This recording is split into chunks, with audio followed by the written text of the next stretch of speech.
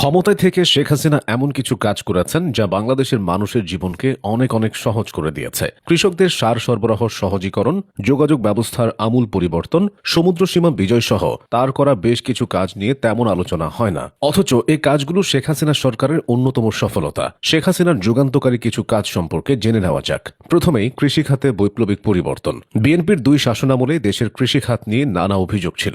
বাংলাদেশের ইতিহাসে সারের দাবিতে কৃষক রাস্তায় নামার পর সরকার করে হত্যা করেছে, এমন ঘটনাও ঘটেছে বিএনপি শাসনামলে। সারের সিন্ডিকেট নিয়ে গণমাধ্যমে সংবাদ করলে সেই সাংবাদিককে মাইকিং করে প্রকাশ্যে হুমকির ঘটনা ঘটেছে সে সময়। তবে শেখ হাসিনার সময় সে চিত্রটা পাল্টে যায়। 2009 সালে রাষ্ট্রীয় ক্ষমতা গ্রহণের পর থেকে শেখ হাসিনার সরকার বাংলাদেশের সার উৎপাদনে স্বয়ংসম্পূর্ণতা অর্জনে বেশ কিছু পদক্ষেপ নেন। মূল উদ্যোগগুলোর মধ্যে একটি ছিল সার শিল্পের বেসরকারীকরণ, যার মাধ্যমে বেসরকারি সংস্থাগুলোকে সার আমদানি ও বিতরণের অনুমতি দেওয়া হয়। এটি সার সরবরাহের প্রক্রিয়ায় প্রতিযোগিতা এবং উন্নত দক্ষতার আনয়ন করে। সার আরও সাশ্রয়ী ও সহজলভ্য করার জন্য সরকার কৃষকদের জন্য ব্যাপক ভিত্তিক ভর্তুকি ও ঋণ সুবিধা প্রদান শুরু করে। এই কাজগুলোর কারণে কৃষিকাজ অনেক সহজ হয়, বদলে যেতে শুরু করে খাদ্য উৎপাদনে বাংলাদেশের চিত্র।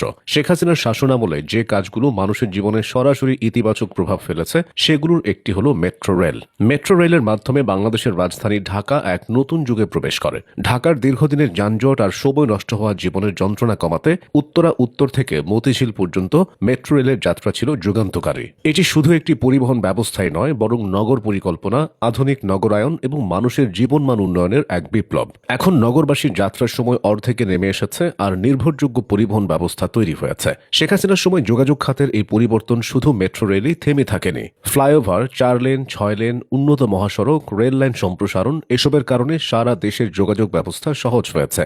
বেশ কিছু প্রকল্প বাস্তবায়ন নিয়ে প্রশ্ন উঠলেও পুরো চিত্রটা আলাদা। শেখ হাসিনার ঘোষিত ডিজিটাল বাংলাদেশ নিয়ে হাসি ঠাট্টা হলেও বিষয়টি প্রভাব ফেলেছে জনজীবনে। শেখ হাসিনার সরকার দেশের নেটওয়ার্ক ও ইন্টারনেট ব্যবস্থাকে সম্পূর্ণ আধুনিক রূপ দেয়। 3G থেকে 4G এবং পরবর্তীতে 5G, এসব কিছু বাংলাদেশকে আঞ্চলিক পর্যায়ে প্রযুক্তি নির্ভর দেশের কাতারে তুলেছে। শিক্ষার্থীরা অনলাইন ক্লাস করছে, তরুণীরা আইটি ফ্রিল্যান্সিং করে স্বনির্ভর হয়েছে। এমনকি এখন ডিজিটাল মাধ্যম ও ইন্টারনেট ছাড়া ব্যবসা বাণিজ্য কল্পনা করা যায় না। চিকিৎসা হচ্ছে টেলিমেডিসিনের মাধ্যমে, কৃষি চলে এসেছে স্মার্ট অ্যাপের মধ্যে। আর এই সবকিছুর ভিত্তি হলো দ্রুতগতির ইন্টারনেটের বিস্তার, যা শেখ হাসিনার সময় হয়েছে। দেশের অভ্যন্তরীণ এসব কাজের বাইরেও আরও বড় একটি পরিবর্তন এসেছে আন্তর্জাতিক অঙ্গনে, যেখানে শেখ হাসিনার কূটনৈতিক দক্ষতা বাংলাদেশকে এনে দিয়েছে সমুদ্র বিজয়, যা দেশের ইতিহাসে সবচেয়ে গুরুত্বপূর্ণ ভূ রাজনৈতিক অর্জনগুলোর একটি। 3 দশকেরও বেশি সময় ধরে আলোচনার পর মিয়ানমার ও ভারতের সঙ্গে সমুদ্র সীমা বিরোধ নিষ্পত্তি না হওয়ায় 2009 সালের 8 অক্টোবর সালিশি আদালতে যাওয়ার সিদ্ধান্ত নেয় শেখ হাসিনা সরকার।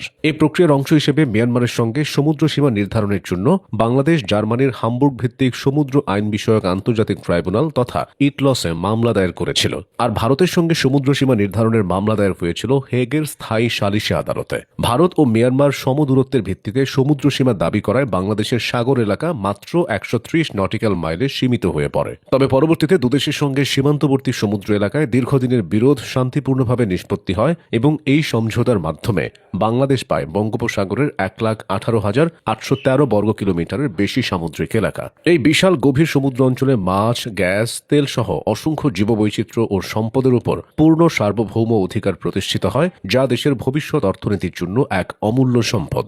যুগান্তকারী এই কাজগুলো ছাড়াও আরও বেশ কিছু কাজ হয়েছে যা বাংলাদেশের উন্নতিকে কয়েক ধাপ এগিয়ে দিয়েছে।